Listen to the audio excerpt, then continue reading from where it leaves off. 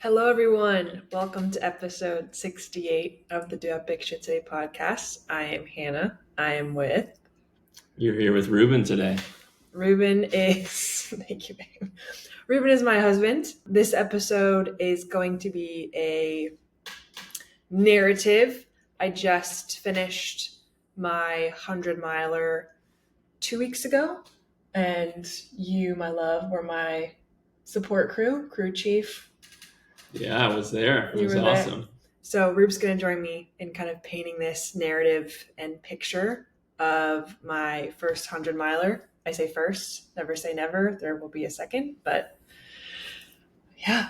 So that's what today's episode is going to be about. Jumping into the actual race and going through the, I don't even know, change of plans, game day adjustments, pre-planning, mental preparedness, sharing all of my ideas with you. It's story time. So, we're kind of, if you're watching this on YouTube, you can see us. We'll wave to you. Hello. We're kind of huddled around. I got this Big Daddy microphone, and it's pretty sick. But if you're watching on YouTube, you can see it. If not, you can go to our YouTube channel and check it out. So basically, like I mentioned, this episode is a narrative of the 100-miler that I just accomplished 2 weeks ago. And I wanted to record this for a couple of reasons. One, it's a badass thing. And I would love to have, like, I don't know, my kids come listen to it or just ever refer to it if I'm having a shit day. Like, oh yeah, remember that time I ran 100 miles. But also, I wanted to paint a picture of all the ups and downs, twists and turns. It's not this pretty picture the entire time. And I think maybe it's just me. I don't know. Maybe it's not. Of like, you just see the finish line of a 100-mile race or these ultra marathons.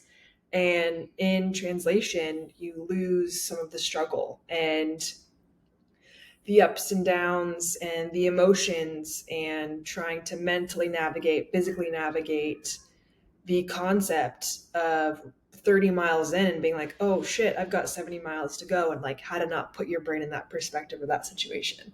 So to fully understand the actual reason of why I signed up for this 100-miler, it actually starts in March of this year when I had been training, I think, since the November prior, because I finished Long Beach Marathon. I've been training for something the last 2 years. So I went from Long Beach Marathon to then jumping into okay, I want to try trail. Let's go for the 50K. So I did the Long Beach Marathon in November and then took maybe a week off and then started training for this 50K in March. And was my first trail race. For those who know, 50K is 30.1 miles. 31 miles. 31 miles, yeah. Thank you. So a bit different. It's longer. It's going to be on trail. There's elevation. There's different types of terrain. So it was a new challenge, and I had been pretty disciplined in training for that. So 4 months, and I got up super early, drove to the race. It wasn't too far. It was maybe an hour and a half in Santa Clarita, if I'm right? And got 13 miles in, and they told us it was canceled. So I got not even halfway through my first 50K, and it was canceled due to rain. It was the fact that it didn't happen and didn't finish was probably for your own safety. Got super muddy. The mud was like a slippery mud where it was turned into clay, and you literally couldn't run up a hill without sliding back down. It was very shitty that it was canceled for your sake, and it was very shitty that it was rainy, but I'm glad that it was canceled just from the fact that you would have probably hurt yourself. Yeah. And I did. I think you just heard these grown humans, grown men, grown women, just like these massive just falls, because the just sliding, falling over. I slid into a tree. It was just, you weren't even running anymore. You were my hands were covered in mud just from trying to claw up hills. Mm-hmm. So yes, thank you for that note. It definitely was not safe, but that's kind of where this energy shifted, was after this 50K, after training for it for 4.5 months, and then to it being canceled halfway through. So after it got canceled, I came home, showered, and then took my battered ass body and ran 20 miles on the boardwalk. So I ran more than the 50K, but I just split it into two because I did 30 and then 20. So I ended up doing 33 miles. But from that point on, you felt slighted because you were training for this big event and you wanted the sense of accomplishment of running that event. So yeah, from that moment on was pretty much like, okay, let that one go, pick the next race, and let's focus on that. So then naturally it was like, well, 50K, 100K, and 100K is 62 miles. And so the 100K that I actually ended up picking is the Kodiak 100K. It's in Big Bear. I picked it purely because I had been on the trails in Big Bear prior, and the trail that was part of the course of the 100K was the trail that I came up with to have this podcast. So like, this is a full circle moment, and that alone made me sign up for it. As soon as you finished the 50K, did you sign up for another one, or did you? Yeah, it was like that same weekend. I had, it was kind of my way of coping of like, okay, I can let this go because I have this new thing to kind of train for. It was how I could cope. I couldn't just let the 50K die. Yeah. So by all means, rather than just sign up for another 50K, let's double it. Yeah. So yeah. And Kodiak, I should have maybe spent a little bit more time researching. It's gnarly. It is gnarly. It's in altitude. I live at sea level. So in altitude, around 10,000 feet of elevation. Yeah. If you're going to try to do 100K, you might want to do one that's like a 50K in altitude first. But no, I was like, full send. We're going to do the one in altitude and an elevation. So that was what I signed up for. That was to take place on October 12th. From when I started training to when race day was going to be about 6.5 months of training. And it was gnarly to try to train, like to switch your mind from marathon training or like a 50K train to 100K with elevation and altitude, because there's a lot more walking involved. Maybe not for some like elite runners who are running the entire time, but you have to become accustomed to being like, it's okay to walk. And that was such a hard thing for me to grasp. It just bruised the shit out of my ego. But when I would go on these like 26-mile runs, and it was like, okay, you have to walk because you're not going to be able to run. You could, but I would just burn myself. I'd burn myself out. Like, if like a car's going up a hill and you floor it on the gas the entire time, your tank's going to run empty quicker. Yeah, strategically you're looking at it and you're like, and I'm sure it's like a common strategy. If you're going to be expending so much energy, you're really not you're expending a ton more energy running up a hill and not really going that much faster than if you walk.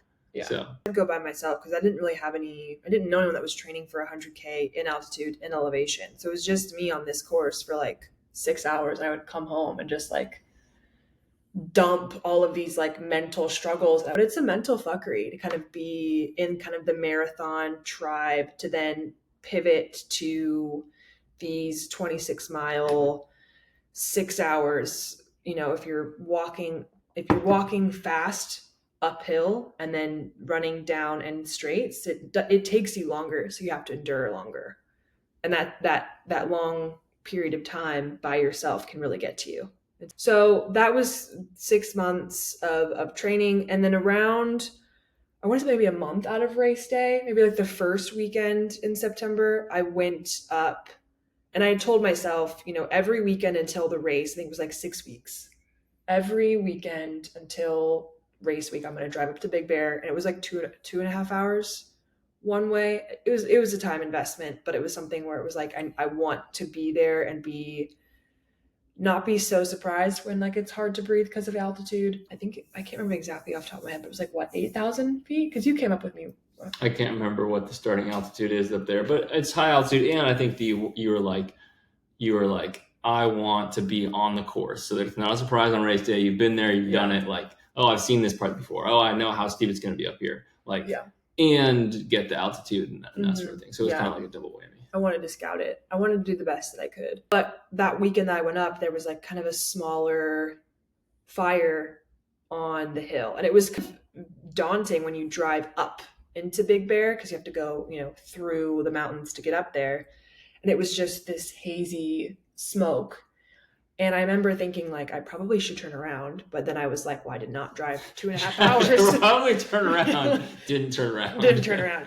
I did not drive 2.5 hours to just be like, yeah, fuck it, I'm going to turn around right now. I'm like, no, let's figure out what's going on. So I kept driving up. And luckily, by that time, the fire was like middle tier, not like lower on the mountains, not like top of the mountain, but it was like the middle of the mountains where it was, you could drive above it and see, oh shit, there's a fire there. And at this point, it was early Saturday morning. It was smaller. It wasn't massive. And my goal was just to get up there. I wanted to do, I think it was 14 miles, just kind of do the first bit of the course. And then the next day I would do Sugarloaf, which was like Sugarloaf the Soul Sucker, just pure uphill. But on that first day, the fire, like, I don't know the specifics, but it doubled enough in size where it was actually creating its own environment in Big Bear at the top of the mountain. So it was like starting to have like lightning strikes, thunder. It was pure sun that morning.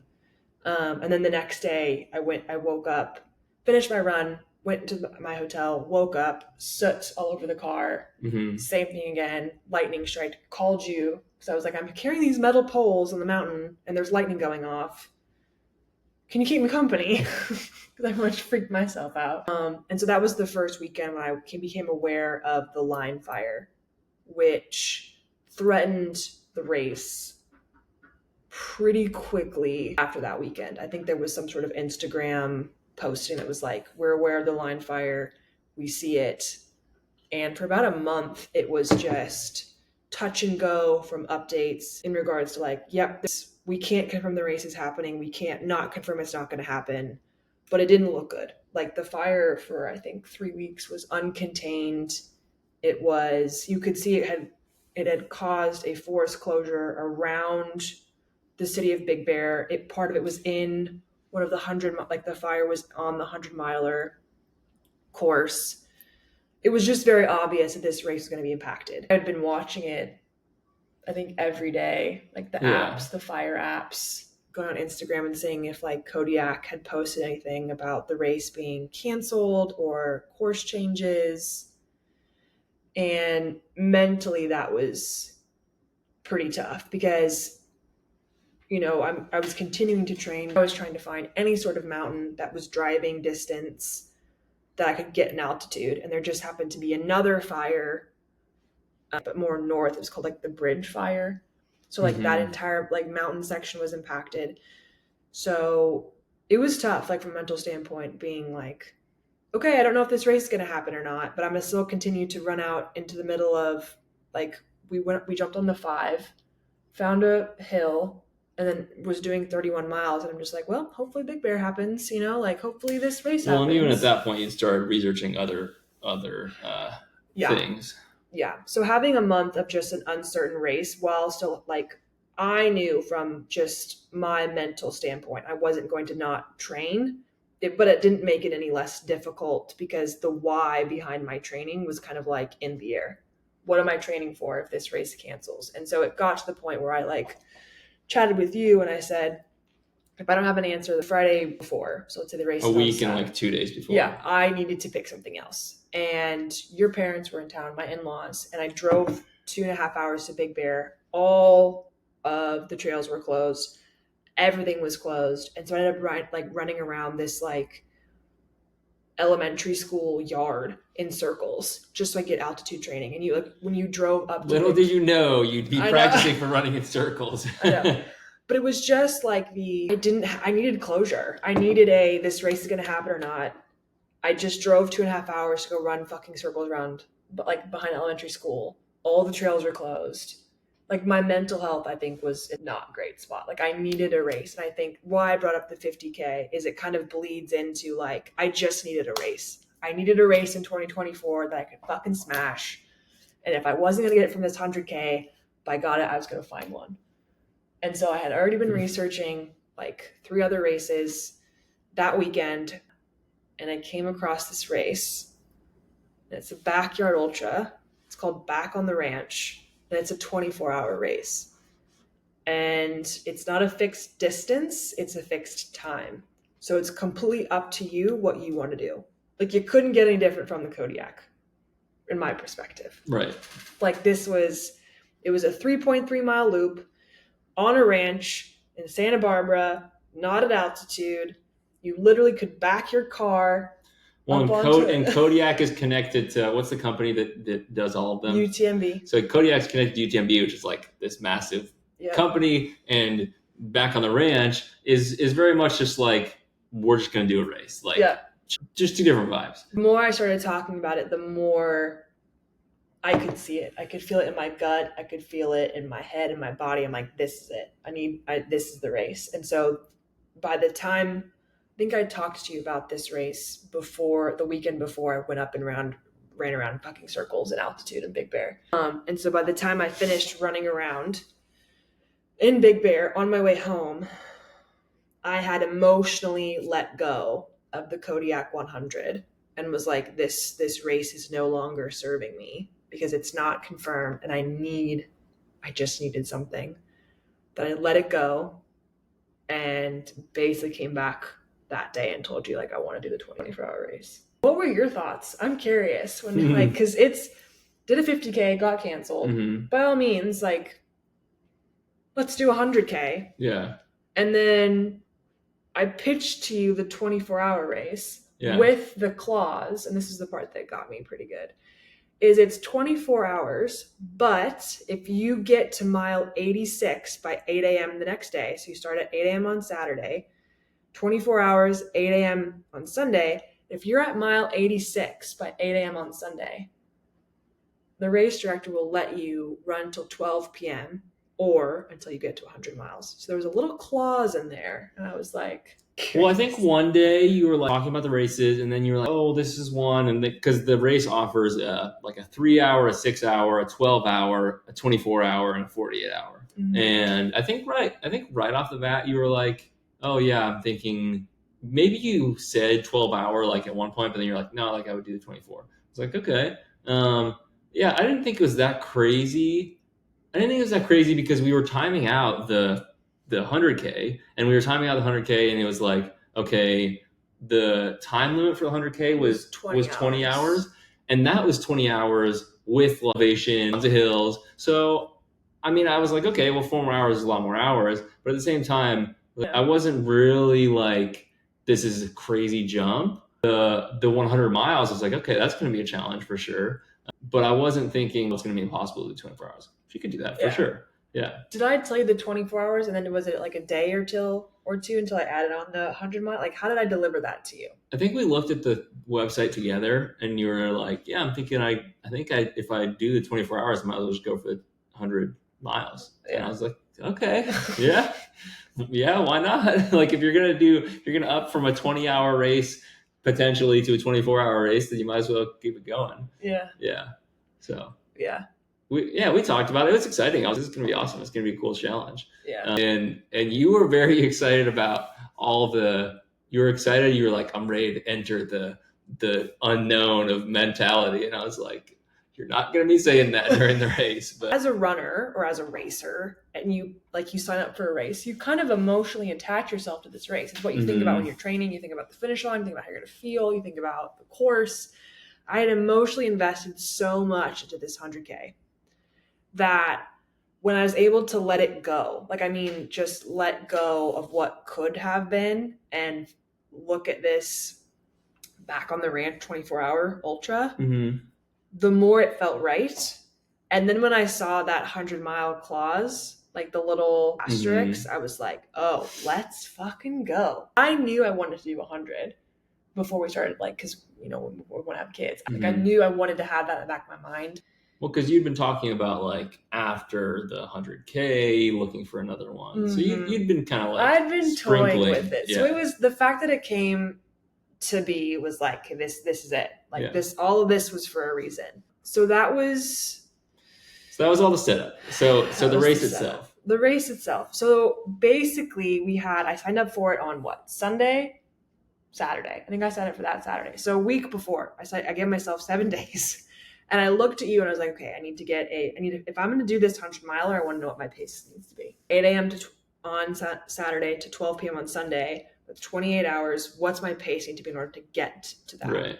Because I knew, like, to be completely honest, I wasn't training for 100 miles. I was training for 100K. So there was a lot of pros and cons. The pros being when I would go out for my longest run, which was a 31 miler, I was on my feet for 7 hours because I was quickly like hiking up the inclines with my poles and then running down. So time on feet was huge.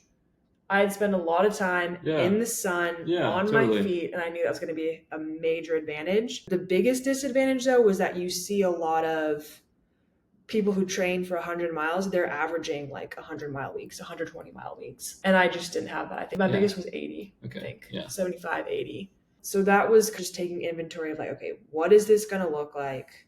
How am I going to do this? And so it was just chatting with you, seeing you could be my crew. Because there weren't really any pacers allowed on the course, because the course was 3.3-mile loops.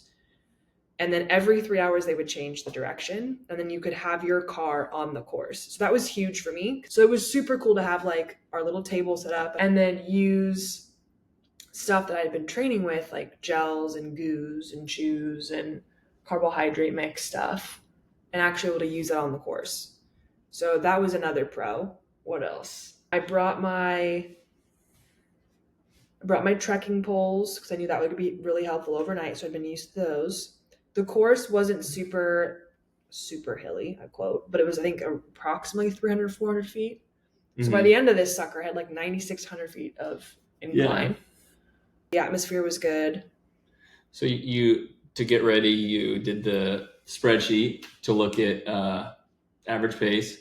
Average pace, you need to be like 16 minutes, 20 seconds per mile or something 52. Like that. 16 minutes, 52. 16:52. Overnight gear. So you had headlamps, you had your little like reflective vest, you had the little flashers, you had warm clothes, you had change of clothes, you had all the fuel that you talked about. So a lot of it was probably similar to what you were going to do for 100K, but you're probably able to bring more. Mm-hmm. So that was kind of like the prep. It was cool. There was the part of the course where you pull up the cars into, and so we found a spot.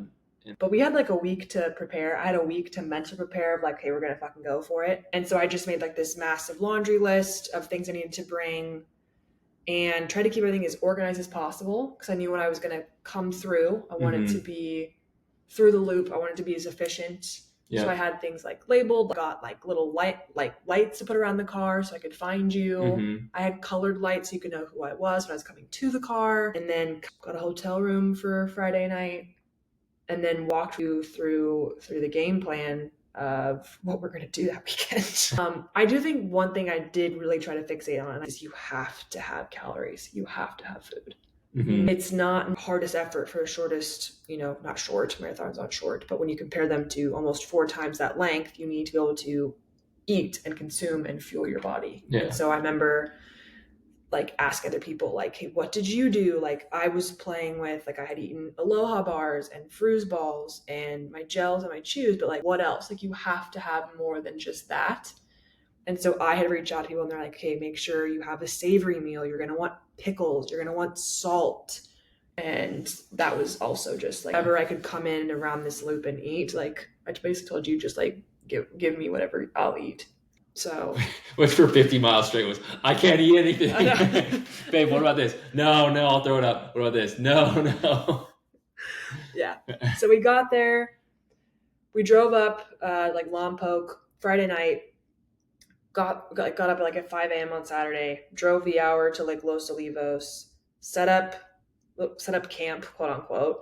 But we had a little table full of snacks, chair for you, and just kind of set up like, okay, how can we make this so that I always have carbohydrates in this bottle, snacks to grab here. And that came out to be super clutch. I had this carbohydrate mix. I'm not sponsored by them at all. BPN, they're the Go On More. It's carbohydrate and electrolyte. You shake it up, put it in your bottle. It's not a massive amount of carbohydrates, but it's enough when you don't have shit to get in your stomach. It's a game changer. So we made sure I had 2 bottles of those pre-mixed every time I ran around. We had everything laying out so I could just grab it and go. And so my game plan going into the race was I knew it was going to get hot. I looked at the weather from like 11:30 to like 4. I think it was going to be around 90 to 95. So the race started at 8. I wanted to bank as much time as possible between when the heat started to set in. So that was my game plan. I needed to be the pace to finish 100 miles in 28 hours was 16 minutes and 52 seconds. So my thought is let me just not go out sporadically, but let me go out strong. So that way, when it does get hot, I can hang on. And then at night, I can pull the banked time that I did and leverage it. That was my game plan. Yes. And it worked. I think from 8 a.m. to around 11, I felt pretty good. At one point, I had like 2 hours and 50 minutes banked. And we had also done, like, the math that we did was for 3.2 mile loops, not 3.3. So I was like flying. And then having my gels, drinking my water or my carbohydrate mix. I had Gatorade. So I had carbohydrate mix in one like side of my backpack, my running pack. And then on the other side, I had Gatorade just so I could constantly have calories. I was really getting good with my gels. I think I had like a peanut butter wrap thingy that I made. And then like at 11:30, do you remember when? Yeah, so fucking went so downhill. Like, woo! You were doing, I think it was you were in pretty positive spirits about until you hit mile like 20 or so. I think your strategy was good. Like you weren't like going out hard, but you were like solid pace, and feeling good. You'd come by the aid station and get what you needed. And whenever I saw you, it seemed like you were feeling good, and the legs were feeling good, and like they were playing music, and you'd get like 15 seconds of music as you ran by it. Yeah, I think in around 11, maybe. Yeah, I'm not sure. So about 3 hours of running, I just came back and I was so soaked. I couldn't get any like food down. It was so hot. It was so hot to the point where I had like a buff or like a bandana, and I asked you to like, hey, can you put water all over it? By the time I'd gotten halfway around the course, it already was like dry. Yeah. It was so hot. And the hardest part was when you're in that kind of pain, when your body's like, dude, it's like your body and your brain is telling you to stop or slow down, or like you start questioning yourself. It's hard to control the thoughts that you have. And I think this was something that was like, you can't control your brain. You can't control your thoughts. And so I think people that are able to do these long endurance races, it's definitely a superpower, because when you're in pain, right? Like let's say you're doing sprints or and you're like, okay, how many more? Mm-hmm. And it's like, okay, 10 more. Like, okay, I can do 10.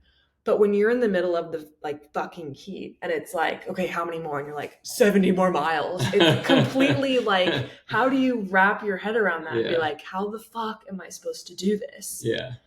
And so I would keep telling myself, nope, we're focusing on this lap. And then my brain would go, good thing we have like 25 more laps to go. Like it was just like your brain was trying to find ways in there to get you to stop. I have so much, not that I didn't before, but just this newfound respect for ultra runners who are like going after these like 250 mile races, because, well, maybe it's different because you have more time where it's like, okay, you can rest for 3 hours here and then you get up the next morning, you go. But when it was literally 3.3 mile loops, the terrain is the same. And the great part about having you was also a blessing and a curse, because the patch of where all of these runners' aid stations were was in this like beautiful set of like oak trees that provided shade. There was like a little kiddie pool. It was just this kind of cool community campground. And so every time when your body's just like playing every card that it can to get you to stop, and you're just like, oh, there's shade, there's comfort, I could stop. And it's because it's self-propelled. It's like you do how many laps you want to do. So I could have stopped for like an hour, 2 hours, 3 hours.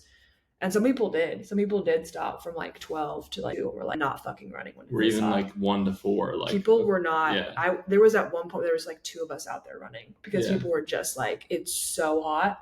Yeah, we're not running right now. I have on my watch, I have like the like the scale for the temperature, and the low temperature was like 78 or like 80 degrees, and the high was 94. And so I was watching on my watch, and it was the morning light. It crept up, and then I think by like 12:30 it was at 94. And I kept thinking, okay, that's good. It's like early in the day. Maybe it wasn't until 1:30, but I kept looking down at it. It was like 94. And an hour later, I looked back. It was still 94. It was 94 for at least 4 hours during your run. It was really nice. And so yeah, those were some rough hours. Yes. Yes. At one point I came back and I looked at Ruben and I was like, don't ever let me fucking do this ever again. Yeah. Don't let me do this again. And you were very sweet. You're like, I'll let you do it again. And I was like, no, don't ever let me do this again. Yeah. At some point, was it afternoon or morning still when you asked me to talk to the race director? Afternoon? It was afternoon because originally... Like 30 miles in or something? Yeah. Originally when I did the pace calculation, it was based on 3.2 mile loops, not 3.3. And so my thing was like, if I'm fucking sending it and I'm like, I need to know, is it 28 loops? Is it 29 loops? Is it 30 loops? Like what loop do I need to be on at 8 a.m. tomorrow? Because the rules reference not only a number of miles, but also a number of loops that needed to be completed by 8 a.m. in order for you to keep going. Yeah. And so you wanted an answer to, was it 86 miles that you need to be at, or was it however many loops you need to be at? So you asked me to talk to the race director. And when he shot the starting gun, he had mentioned it like to everybody about the rule and about going for 100. But I just was kind of like, hey, my wife's trying to run 100 miles. Like, talk to me about the rules. How's it going to work? And he basically gave me like a very vague answer. He was like, if she's close, I want her to do it, and we're going to do everything we can to make it happen. So the answer that he gave was like, if we're pretty close, and if we think that you can complete 100 miles by 12, whatever it may be, like, we should try and we should stay for it. And so that's what I told you. Yeah. So that was helpful in giving me a little bit of like margin of. Yeah. And still, even at that point, I think your max time ahead of schedule was 2 hours. But like throughout most of the afternoon, you were like an hour 45, an hour 50, 2 hours ahead of schedule. Even when you were like in the most amount of pain. Oh, that was so bad.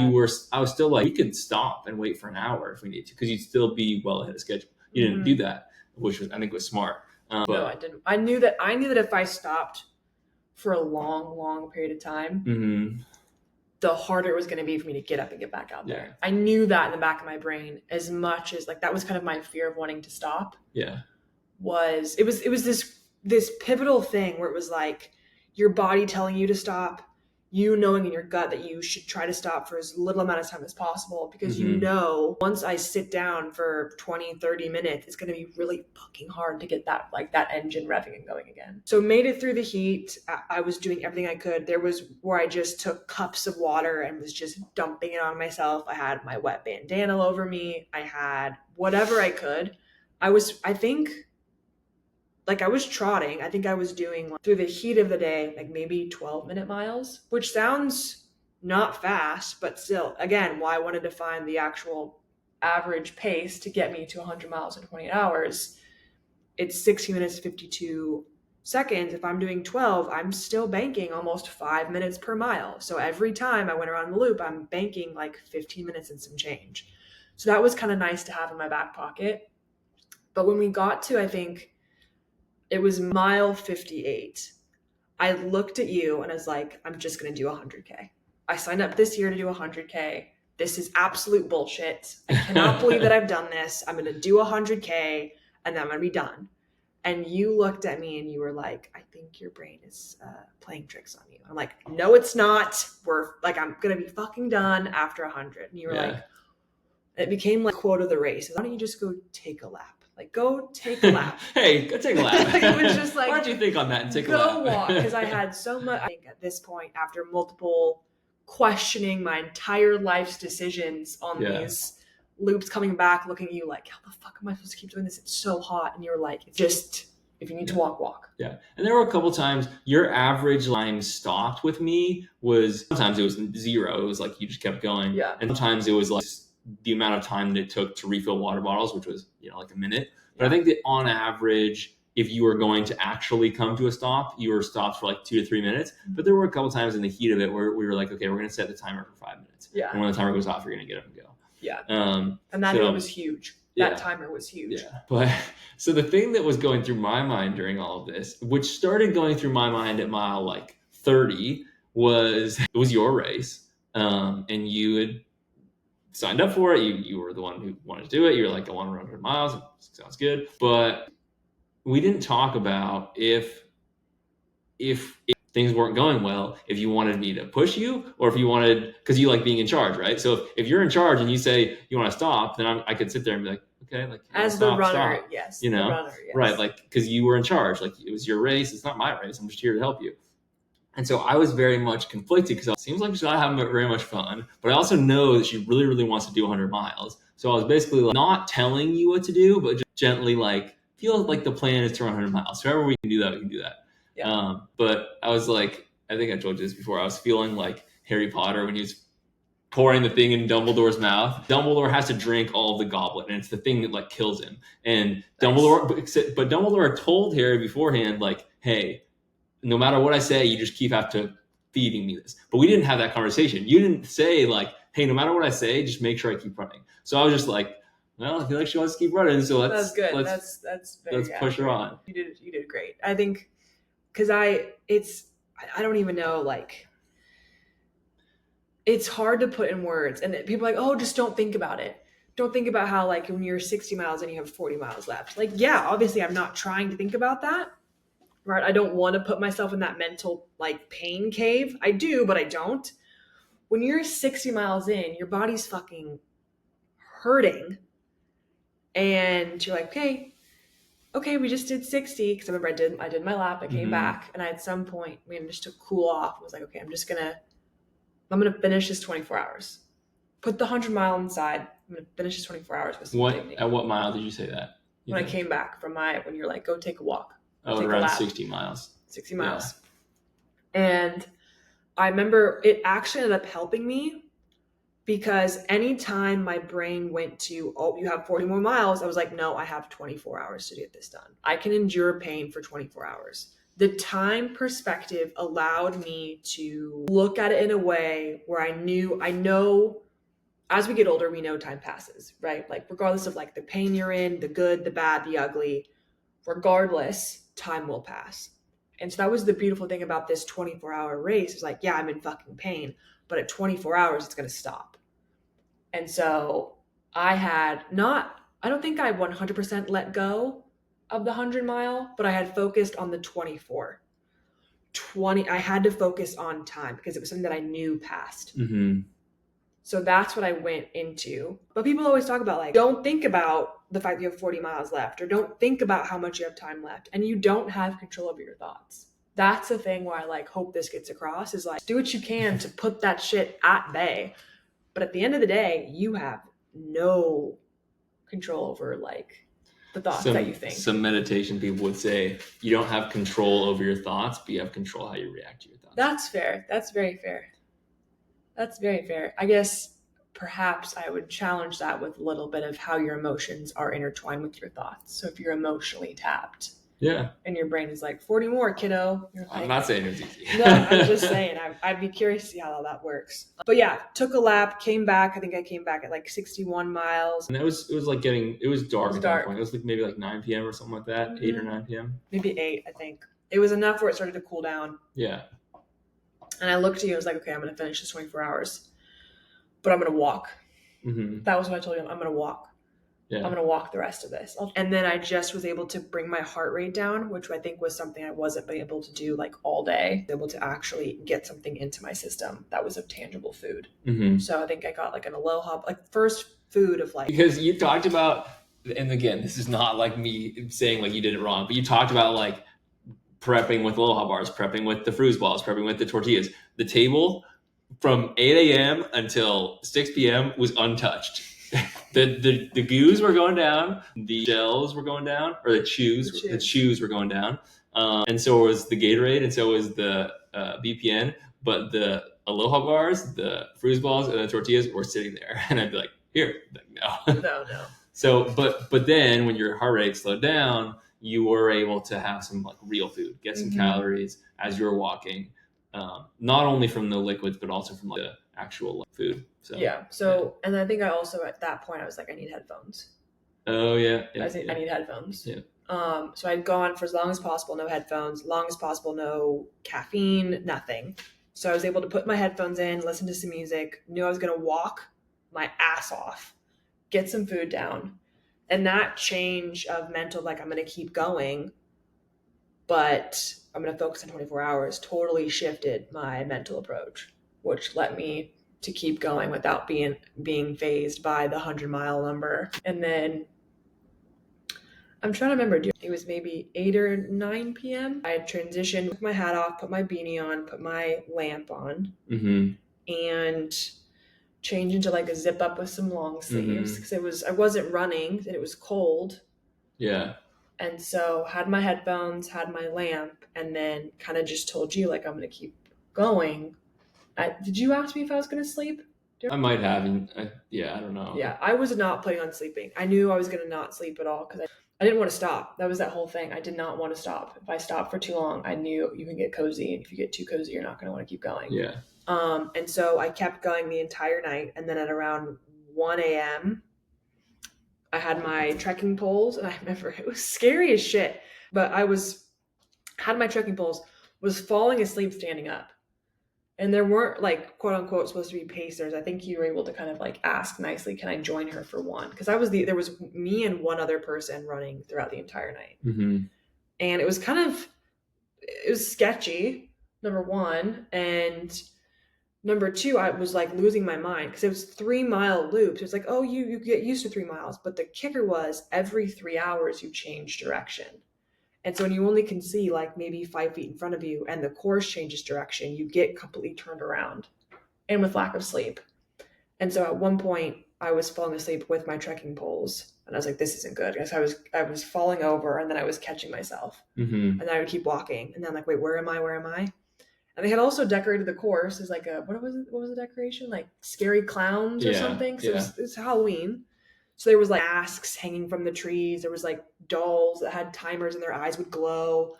Like it was a mindfuck out there at night. I mean, it was a mindfuck the entire time, but it got real creepy. And so anyway, whatever time I came back, I tried to be quiet because you were sleeping.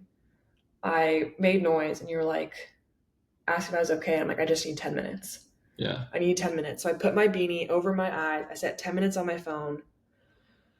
And it was the best 10-minute nap I've ever had. I immediately fell asleep. I woke up, which I actually was really surprised by the fact that I fell asleep so soon. Because usually when I think if I had been running, it might have been different. Yeah. But set my alarm for 10 minutes. And then first time having an energy drink, which that was another tip that I got from someone who did 100 miles. She's like, don't drink your energy drink until you absolutely have to. And I was like, okay, I absolutely have to now. And so I drank like half of that and kept it going. And then so that the combination at like 3 a.m. or whenever it was, you took a nap for 10 minutes, you had the Red Bull. When you were really at like I'm really, really tired, as in need sleep tired, that got you going again to get you active.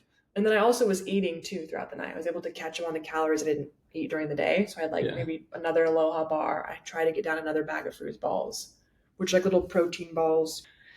But the night was super helpful because I was able to keep moving, keep my heart rate low, catch up on calories, and just slowly chip away at the miles. And so I don't even know what time the sunrise was. It was beautiful.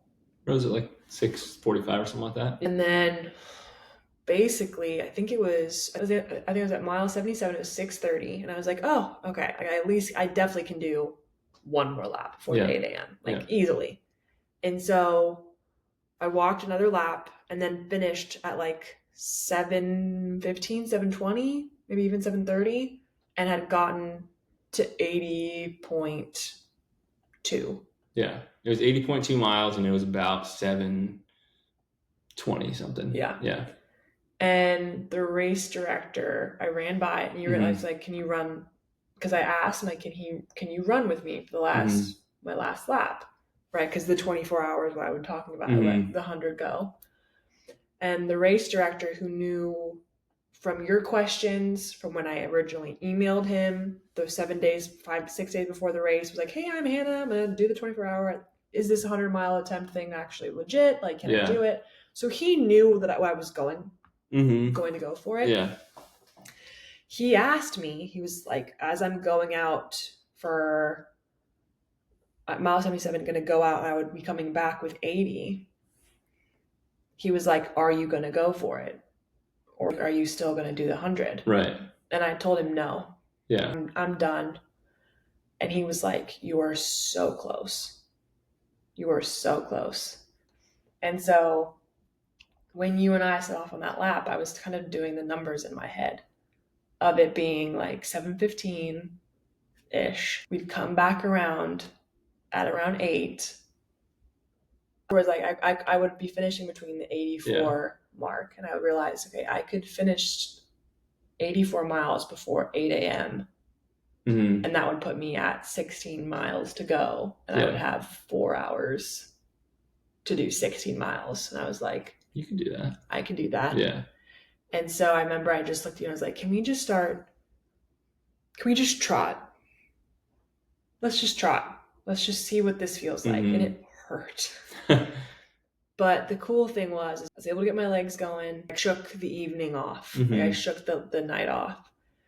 I'm thinking to myself, like, okay, I could do this. You were asking me like, okay, what would the pace mean?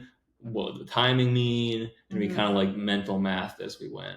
But basically I had 4 hours to get 16 miles. And I was like, I could fucking do that. Yeah. And so as we come back around, I dropped you off because I told you I was going to do it. You're like, okay, I'll let you go. Like, you can finish because it's not actually your last lap. And I did the math, like, okay, I need to like maybe book a couple. I need to start picking up the pace a little bit. And so that lap, I fucking hauled ass. Yeah, you did. I hauled ass. It was like 10-minute miles. I was trekking, and I finished that lap with enough time to complete it and start my next one before 8 a.m. was up. I know that much because they had all the other participants. No one else was going for this 100-mile. No one else was doing the attempt. It was just me. So all of my people that were running the 24 hours were done, and they started to like congregate by the start, like the finish, start/finish line. And I remember running by, and Lewis, our race director, being like, are you going to go for it? And I was like, yeah. And so I just hear people like clapping. And so I went again, but it was just me for that last 16 miles. And that shit was painful. That was so painful. But I knew the part that was cool about that is because I'd gotten to a point where I'd fixate on the time, and then I had completed that time. I had completed 24 hours. And by the time I had finished 24 hours, I had 16 miles. And that to me wasn't so daunting. I could do 16 miles. Yeah, you used not that it was like, oh, this is going to be the plan the entire time, but like you used the time when you needed the time. And then when that 24 hours ended, all of a sudden it became like, okay, well, 16 miles is doable. You know? And at this point, I'd already run for 24 miles. So what the hell was 4 more miles or 4 more hours? Yeah. It hurt. Yeah. But it was like, when am I ever going to be in this situation again where I have 84 miles done and I'm going to say no to try and get those extra 16 to get to 100? I was like, there's no way. I can't not go for it. Right. And so at that point, I finished the extra mile that put me at like 87. And then I think you joined me for a lap because at this point I was the only one running, and we'd gotten okay from Lewis. And so did that last lap, or not that last lap, did the lap that got me to 90, dropped you off because you went like, I think we kind of created a system where like you would run a lap with me and then I would run a lap by myself. And you'd run a lap with me and then I'd run by myself. And at that point, I finished the lap with you. I had 90 and I was like, I have 10 more miles. I'm at 90 miles. I have 10 more to go. At that point, not that I wasn't locked in on the 84, but at that point I was like, I'm not leaving this race or this trail until I get 100 miles. I've never welcomed pain so much until that point because I was like, I'm not leaving until I have my 100 miles. Yeah. Like it was dead set. I was going to crawl. I was going to like wiggle, whatever the fuck I had left. I was going to get that 100 miles. Yeah. And so I had started, not by choice, but your body just, like, it starts to slow. You feel it deteriorate. And so I did 90, did that 90th lap, got back. I think I was at 93.3 or something, 93.6. Picked you up for a lap. And then we did that one. Got, it was like 97 or something like that. Yeah. You ran the last lap with me. Yeah. And that was probably the most, just because I felt all of my blisters and my feet were completely shredded. I knew that I could feel that. But the way the trail was, because there were like the cow hoof imprints and like the divots from like the mud. There were times where if I wasn't careful, I would step and my foot would like, my heel would go down and my toes would come up and it would like activate all of my blisters. Because there was 300, 400 feet of climbing with hills each time around, the back of my hamstrings were like so painful. I remember stopping and just being like, okay, I need 5 seconds. Or like, let me run to that rock and then I need to walk. Okay, we're going to walk for 5 steps. I need to trot to that rock and we're going to walk. Like that was the game plan. It was just how do we get from one like stick or one rock and then we'd walk. And I was starting to cry during because I was in pain, but also it very much was apparent to me that I was going to get 100 miles. Yeah. I was going to do it. I pretty much knew you were going to do it at like 80, 84 because you started going fast again. Yeah. Because all night long you'd been walking, which is what you needed to do. But then when you, like you said, like you'd never wanted it more, like you could see it in your eye for sure. Like there's things that could happen, but like barring any like big injury or big changes, like it's gonna happen, which is super cool. Yeah. And then you finished. You finished. We did the last lap, and you finished. I finished 27 hours, 20 minutes, and 27 seconds. Yeah. That was crazy. It was crazy to see that on your watch. I'll never forget that. Looking down and being like, "Holy shit, there's 100 there." Yeah. But the people that put this run on, it's from a group called All We Do Is Run, and it's Luis Escobar. If you know who that is, he's the photographer from the book Born to Run. I recognized his name from something. I was like, Luis Escobar, that sounds so familiar. And he has other events throughout on this property. One is called Born to Run, and I remember asking in it like a person running. I was like, isn't that legally bad to like take another? Like Born to Run is like from the book Born to Run. Yeah. Are you allowed to name an event that when you're not? And they're like, no, it's the dude. He's the same person. He's the photographer for it. He's the photographer for Born to Run. It was just amazing. The finish line, they had actually started packing up at 8 a.m. because again, I was the last one, which I didn't care. I wanted that 100 miles. I didn't need there to be a cute pink finish line tape. I just needed to have 100 miles on my watch and be like, I got the job done. But he was awesome. He gave me an ice cold Coca-Cola, which I haven't had one of those in like 8 years. And I sat on a chair in the dirt. He gave us, I got my 24-hour champion for women's, most laps around. I got my belt buckle. It was awesome. It was fucking rad. Yeah. But yeah. It was a crazy day or 27 hours because like there was just so many ups and downs from the fact that you weren't going to do the race and you did the race, then you were 20 miles in and it was starting hurting, then it got hot, then you wanted to stop halfway through, but you weren't really committing to stopping halfway through, to going in the middle of the night. It was super pretty, like there were stars out, but it was also like because like there was coyotes out there was tarantulas, there was we saw a rattlesnake on our second to last lap. So there was so many ups and downs, and then my favorite part was the last 16 miles. I knew that you were going to do it, and so now I was celebrating before we already had finished because it was like just going to do it, which is so cool. Yeah, I forgot about the tarantulas. They were gnarly, and it was creepy too because I had at night. You could hear the wildlife. You could hear the coyotes. You could see the eyes reflecting back. You couldn't see what they were attached to. Yeah. But the tarantulas were creepy as hell because they had these little burrows in the trails. So I'd look down and you saw their little eyes peering back because they reflect. I'm like, this is creepy as hell. That's why I didn't have a headlamp when I went with you. I just was out in the stars and oblivious to all the things that were going on. That's a good call. And then trying to get myself back into the car, change my clothes. I'd taken my socks and my shoes off. You would help me walk to the car. Luckily, it was only like 30 steps, 50 steps away. But I'd taken my socks and uncovered like insane, disgusting blisters. Ones that were like underneath my toenails. And I don't know. I think that's just part of the race. But I'd been pretty proactive about changing my socks and putting like the lube stuff on them. Managed to shower when I got home that same day. And I think that was a huge thing. Even though it was so painful, like getting up off the couch to get my own drink, to get my own stuff, to get like, even though it took time, that was so helpful. Yeah. And then through the first night and the second night were super rough because my feet were just in so much pain. Just the blisters were like popping. My feet had gone through hell, especially because it was so hot. The friction, the back of my hamstrings were quite tight from all of the hills. So that was pretty painful the first 2 days.